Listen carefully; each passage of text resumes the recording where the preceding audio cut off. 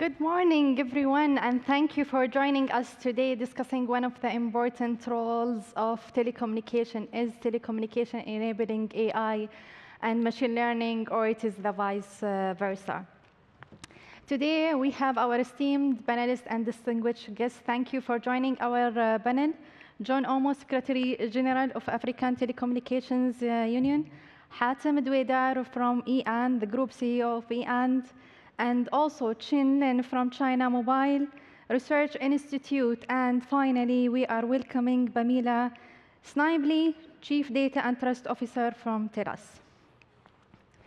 And we're going to start our session today by asking Hatem and Chin Lin, why do you believe AI and machine learning are critical to the future of telecommunications, especially that we were utilizing AI and machine learning for a long time ago to optimize our network, to improve our efficiency, and to have cost-benefit solution? Not from technical perspective, but we need to understand from business transformation and societal impact. Good morning, everyone. I think there are two sides, as you said, for AI being essential in what we do in telecommunication and technology overall. One side is the efficiency factor, is the ability to do things better and faster. We have been using forms of machine language and AI for a couple of decades in telecommunications, but now, especially in some areas like customer care, with the advancement that we've seen in generative AI in the last couple of years, suddenly it's becoming much better experience than a tedious chatbot that sometimes doesn't understand. So this is going to revolutionize customer care in telecoms, but in other areas. However, other areas like self-healing networks and managing network capacity, managing energy consumption, these are things also now with the current tools that are improving. So this is one side. The other side is telecom as an enabler for AI, so a lot of applications. And by having the infrastructure with low latency that allows for having AI being crunched on big computers in the cloud, this is now possible. This was not possible in previous generations of telecommunications, but now it is. And of course, with some areas like edge computing, this is even becoming more pronounced. Thank you, Hatem. And Chin Lin? Yes, absolutely. From our perspective, we started exploiting the capability and the potential of wireless big data, more than a decade ago. But with the recent years, the fast improvement and new AI family technology emerging, we have found that it's absolutely essential in the sense that not only it helps greatly improving the resource efficiency, the performance level, as well as it bring in new opportunities to create new capability as well as the new services. Just a couple examples. We have been working on energy saving, like most of the operators in the world for a long time. And since maybe more than 10 years ago, with the very crude version of data analytic capability, we were able to optimize our integrated 2G, 3G, 4G multi-red network as one system to improve its energy consumption. And with the latest AI technology, currently we are able to basically achieve more than 1 billion kilowatt-hour annual savings in terms of power consumption in our network. Of course, given that we have a network with over 5 million base stations, so it is an immense opportunity in cost saving. Okay? And in terms of creating new services, I think one would come close to heart for consumers using the Chinese population as an example. We have 56 diverse ethnic groups in the country, and there's large number of dialect families. and also heavy accent groups. So to enable our citizens from wide areas to be able to interact and converse very efficiently, we use AI, large language model, with the speech recognition as well as the dialogue translation. It covers right now a whole 8 family of dialects group, as well as more than 30 different heavy accent group. This automatic speech translation is a great tool right now to help daily lives, actually, of our citizens. Do you believe that we need more networks for AI, especially that now we are going towards the 6G, or we need AI for networks? Anyone you would like to contribute?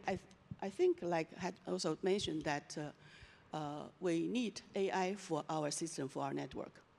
But also we need to make sure our network, our system, can enable creative, with social benefits, new AI applications. Basically providing AI as a service, yes, so to speak. Exactly. Thank you. And now going to Bamila and also John.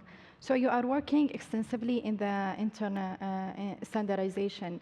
From your own perspective, what makes international telecommunication standards essential for the successful deployment and to have trustworthiness of AI-enabled telecom networks? Thank you very much. I really appreciate this.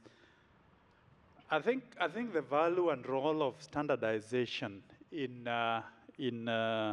whatever networks that we have is not in doubt.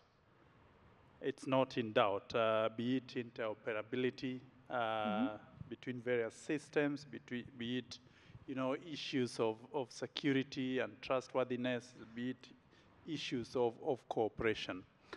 And so the key question is how do we collaborate enough in terms of ensuring that the various standards that are developed facilitate interoperability, facilitate scalability, as we have had, facilitate a more particularized customer service. And so that for me is the key issue. And so international standardization, as we've heard from the previous session, there's need for more collaboration between various standardization organizations for purposes of ensuring scalability, for purposes of ensuring interoperability and enhanced security and trustworthiness of the various networks.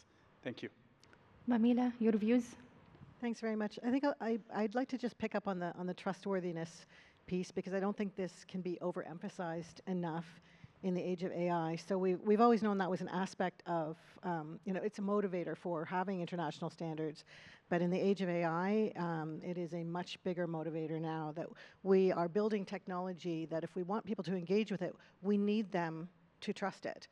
And the development of standards facilitates that. So if we can develop standards where the public, regulators, governments trust the standards that we are building, we will be able to innovate faster. We will be able to innovate with much greater confidence. So to me, it's absolutely critical. And I 100% agree, collaboration is the key, and it's an easy word to say, at least in most languages, but it is not always easy to do, and it's certainly hard across the international spectrum. So, it's a challenge that lies ahead of us, but I think the ROI, the return on investment, on collaboration, on standards, is greater than it's ever been before, because I think this trust piece is absolutely critical. We know it is a huge barrier to innovation. The confidence for organizations to innovate when they don't know what the standard's going to be, or it's going to be something different in another jurisdiction, as well as the confidence for consumers, citizens to engage, and then for the regulators to know that the standards are sufficient, and if we're meeting those standards, we're going to be okay. Society's going to be okay. Thank you, So, Bamila. I'll leave it there. I think John also would like to add something to your point. I just wanted to take you on, for the audience. you've used the words, I know it's not easy to do, to collaborate. Why is it not easy to collaborate? We've heard it from the previous sessions. Industrial concerns, IP rights. Why is it that people cannot collaborate a lot more on what is affecting our health, what is getting into public networks? Why are there standardization organizations that still do this in some sort of secrecy? I would plead for a debate on this. Chen, you would like to add Yes, something as well? I want to chime in a little bit on this topic because coming from the mobile industry, the wireless communication, personally, I started working since 1G era. We are now already, fully into 5G and starting to prepare for 6G.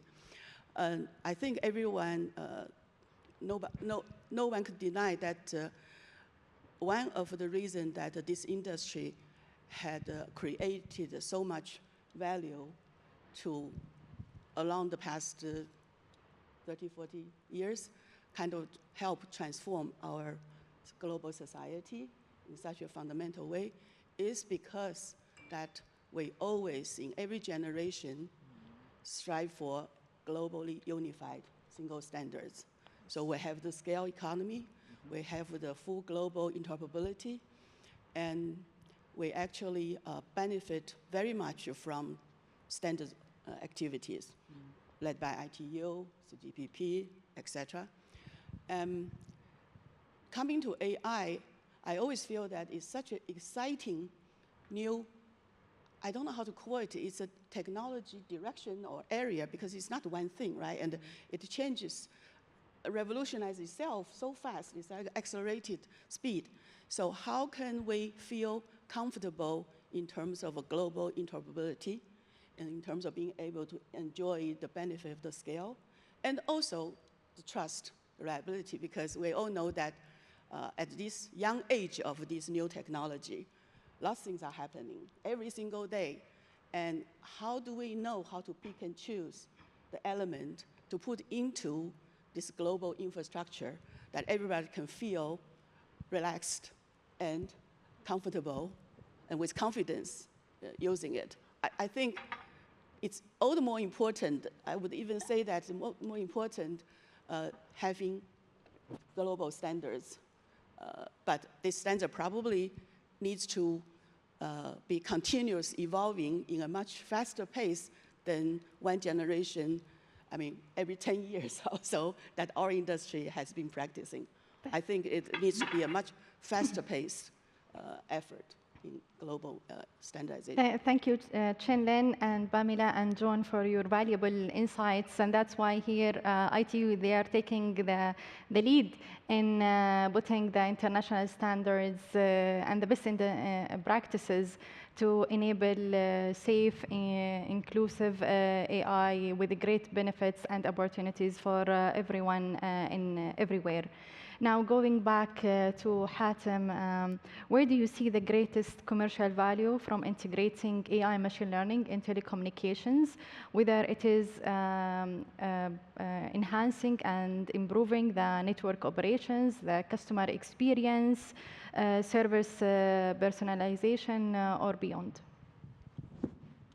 So actually, it's all of the above. So let me tell you, for example, applications for AI today is load balancing on the networks. I mean, the networks have many elements, and one of the things that everybody expects is telecommunication networks to be available 100% of the time. And like any equipment, there are sometimes failures in areas. So AI now is capable of solving these failures without anyone noticing. I mean, almost in real time, you're able to reconfigure the network, whether at the core, whether in the transmission and load balancing the traffic that is going, and even in individual sites. And we have seen now with increasing the energy in sites that are surrounding a failure, you can cover that area for most of the customers. And these are things that we used to do in the past. You know, there's an emergency, an engineer goes, looks at the network parameters, starts experimenting with these parameters, takes maybe 2 to 6 hours until it's resolved, until the actual faulty piece of equipment is changed. Now, this is happening today in real time. So the customers are feeling it, better experience, and also for telecom operators, there is no loss of revenue due to that failure. So this is something that is practical and we see today. On the other side, there is efficiency in headcount as well. There are areas where, for example, billing cycles, until today, there are always samples taken of every billing cycle where it's reviewed manually to make sure there's consistency. And yet, because it's a sampling procedure, there are always errors. Now we're experimenting with systems that AI would review 100% of the bills before they are sent to the customers. And this then will ensure, again, better customer experience, less revenue leakage, and at the same time, it saves on tedious jobs that I think, somebody having to go through bills is not really something that is fun or adds, life to someone's, day. So these are things that we are doing today. On the other side, as I said, there are many, many opportunities for telecom providers. AI requires a lot more efficiency in the network, a lot less latency. This is, we have been searching for the killer app for 5G for a while. I think AI is one of those killer apps, because to have cars that are self-driving, to have drones that are transporting shipments, and in the future people, you need that low latency that 5G will provide, and hopefully future generations as well of telecom networks. So this is another reason why people are now today talking about network slices, private networks, in a way that adds a lot of value to the ecosystem overall. Thank you, Hatem. Indeed, I'm confident that EAN, they are doing a lot of amazing use cases to improve the customer experience. And going to Pamela and John, what is the most important thing that the leading industry leaders and the players like your organization can play an active role to contribute to the international standards and safety and ethics? Thank you very much. I think, truth be said, in the various standards that we develop are ingrained our practices, our prejudices, our aspirations, our ambitions, either cultural, political, business-wise, truth be said. So whoever develops a standard, in a way ingrains something that he or she perceives to be important to him, to her, and hence the value of cooperation. Given that standards now, once a standard is agreed on, it's embedded in a network, it informs how business is undertaken. There's a lot more value, in my view, not just in cooperation, but ensuring that all facets of our society, be it the civil society, be it the global south, be it the global north, be it, in private sector organizations, are brought in some way to the table where standards are being developed. Because, as I've mentioned, ingrained in these standards are our prejudices, are our aspirations. They may be cultural, they may be business-wise. The African Telecommunications Union has been active in ITU standardization processes quite a bit. And the value that brings from the African region is that African aspirations, African prejudices are brought into the various standards that ITU develops. And that helps, because then when you apply those standards, they are localized to the, the needs of the African people.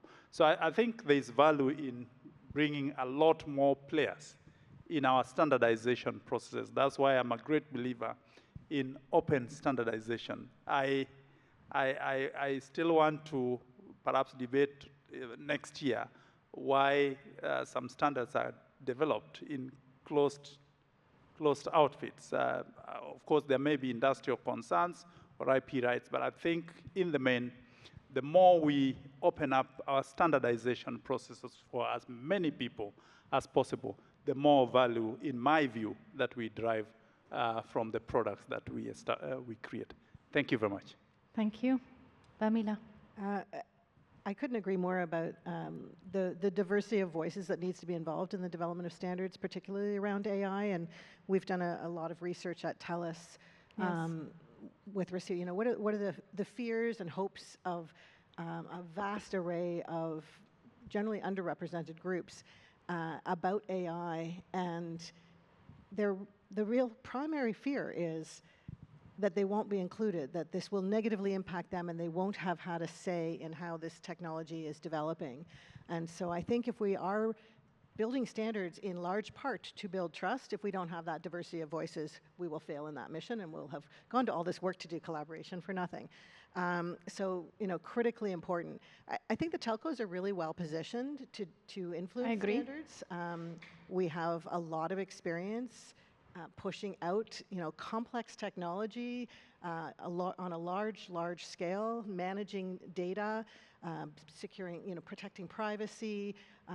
A lot of the skills that are going to be involved in managing large AI implementations have been well developed by telcos. So I think we have a real advantage, and we can identify some of the issues that will arise with certain types of regulation. So I think this concept of you know, leading some of the discussions by, you know, through telcos is absolutely right on. Again, I think if we're not there at the table with not just the standards, but also those who are influencing policy and regulation, we will miss the boat. And I think the regulations will not address the needs of the societies that we serve, the communities that we serve. So critically important. We've been at the table for, you know, the G7. We're participating in HYPE, ITU work, of course, NIST, you know, making sure that we're at the table and make the voices of all of the communities that we serve are heard as well. So we need that. We have to have a global voices around the table, and this is the importance of such a platform as the AI for Good, bringing international leaders and industry leaders and from different organizations, standardization to the operational side, and AI tech leaders just sitting on the same round table discussing how we can put the right standards. So the final questions, we have 5 minutes, 1 minute for each of you, if you don't mind.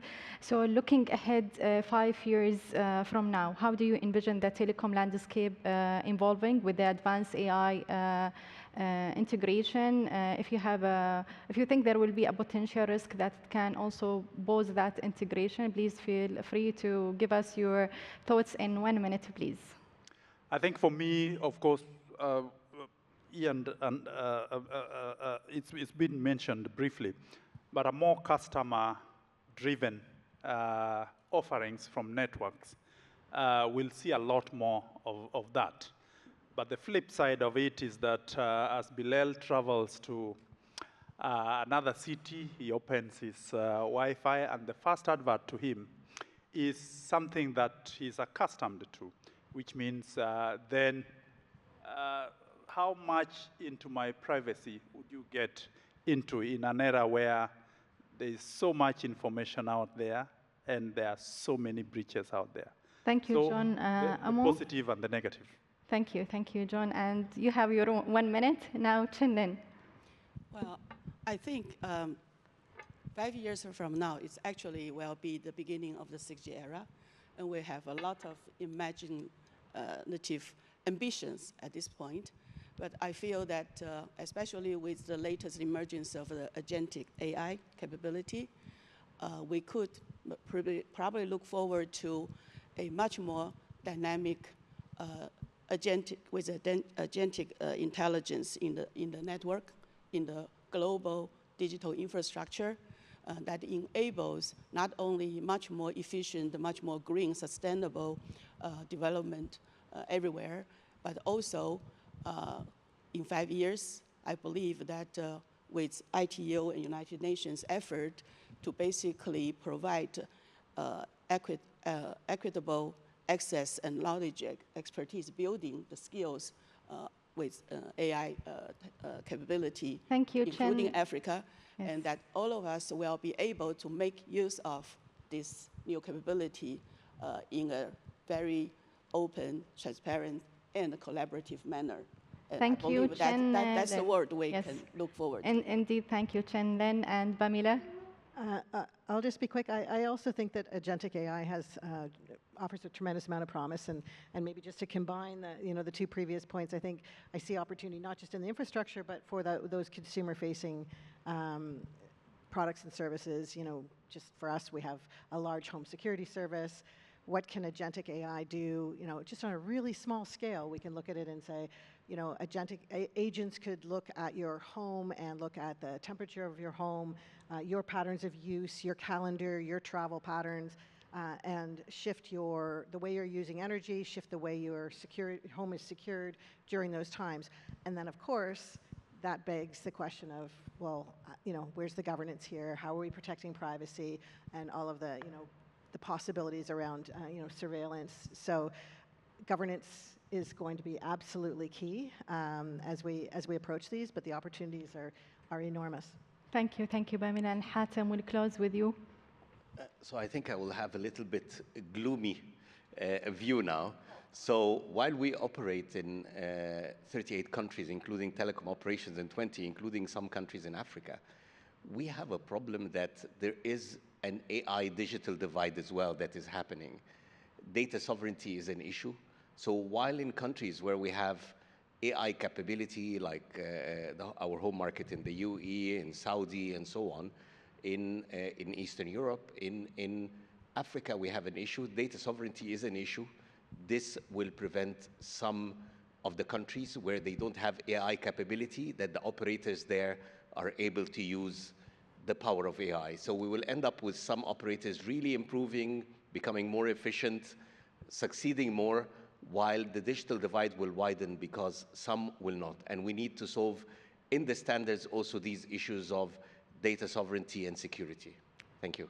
Thank you, everyone, for your valuable insight, and thank you for our audience here. And let's remember that telecom is playing an important role in enabling us to have smarter and connected worlds for everyone and everywhere. Thank you.